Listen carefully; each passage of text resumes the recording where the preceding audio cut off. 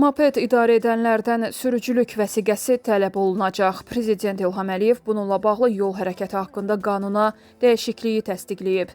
Qeyd edək ki, dəyişikliyin əsas məqsədi moped nəqliyyat vasitələrinin istismarına dair tənzimləmələrin təkmilləşdirilməsi, sürücülərin bilik və bacarıqlarının artırılması və ümumilikdə yol hərəkəti təhlükəsizliyinin yüksəldilməsidir.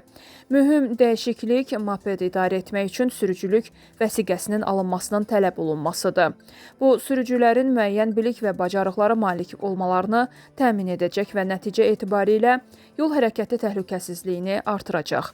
Bundan başqa, moped nəqliyyat vasitəsi anlayışının daha dəqiq müəyyən edilməsi, onların dövlət qeydiyyatına alınaraq uçota götürülməsini nəzərdə tutur.